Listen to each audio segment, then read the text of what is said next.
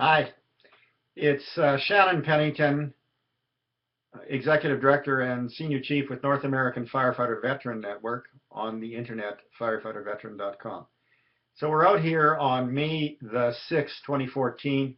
Wow, busy couple of years here, out educating and talking to you, as we said we would do, throughout the United States and Canada. First and foremost, remember the Temacontra Tour is coming across Canada here in the next May, June, July sequence. So have a look at firefighterveteran.com front web page events listing for a city near you. We are working with Temacontra in partnership, and we'll continue to support their efforts to do the outreach to our first responders in Canada in law enforcement, fire, EMS, and the Canadian military.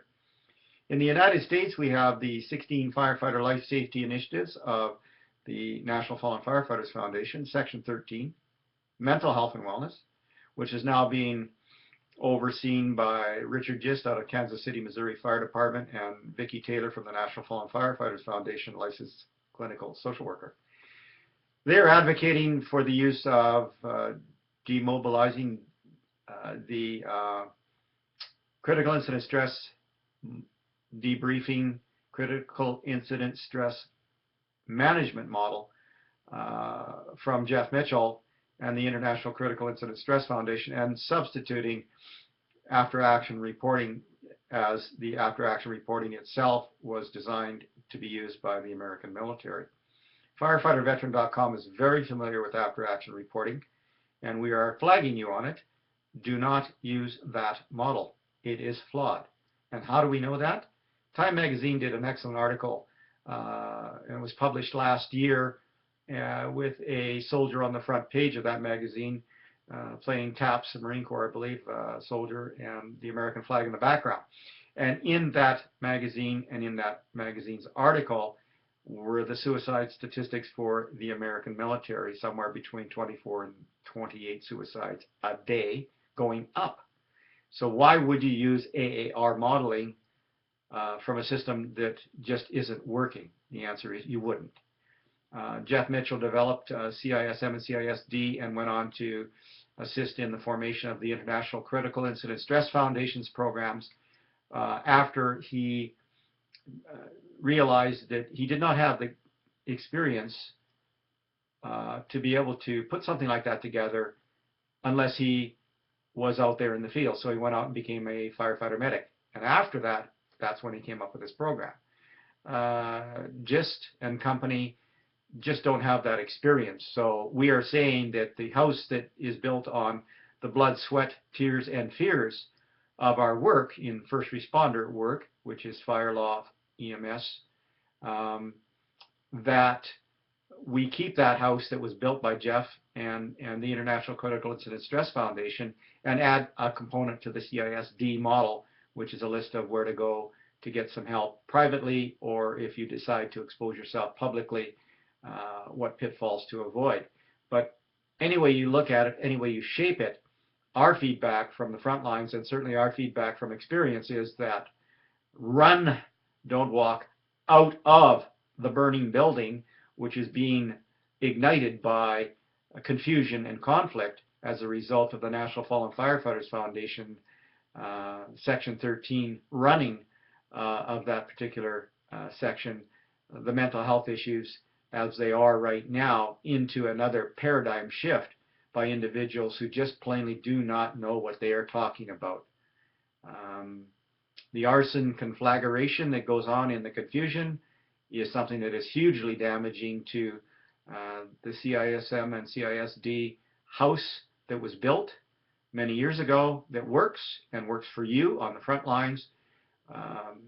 Fire may be saying out the door through the National Fallen Firefighters Foundation with this particular modeling, but EMS standalone, along with the law enforcement community, is keeping it, and keeping it for extremely valid reasons, which we don't want to get into here right now. So we're just flagging you on it. Firefighterveteran.com has Cut in the Onion article on it. You would do well to have a look at that as to what we see in that, along with our article on AAR, a dry hydrant problem. Read that. In the meantime, we continue to be out there traveling to California and various states in the United States. So we'll end this session right now with saying we're out there. We're going to continue to be out there. I'm going to comment on a lady by the name of Lori Mercer, who seems to be out there, and she's made a comment on her articles that are posted on the National Volunteer Fire Council regarding PTSD. It's curable. Well, it's not. And what you end up doing is not necessarily with the cure, you live with it. And any psychologist and psychiatrist will tell you that. I don't know where she gets off on saying that in her articles, which are posted on the National Volunteer Fire Council, but it's extremely misinformed. And if anything, her comment is a personal comment and should have been listed as that.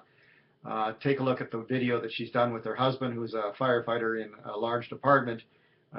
Just from firefighter veterans' perspective, looking at that video and seeing that video as it is, we certainly have seen the PTSD signs and symptoms in him, and if she thinks he's cured, she's only fooling herself. But again, she's not a psychologist, she's not a psychiatrist. Get the information that you need from those trusted people who are licensed to practice medicine in your state or in your community. Get connected to the right information. Misinformation like this just simply is garbage and does not deserve to be out there, and that's why we're flagging it in this video as well.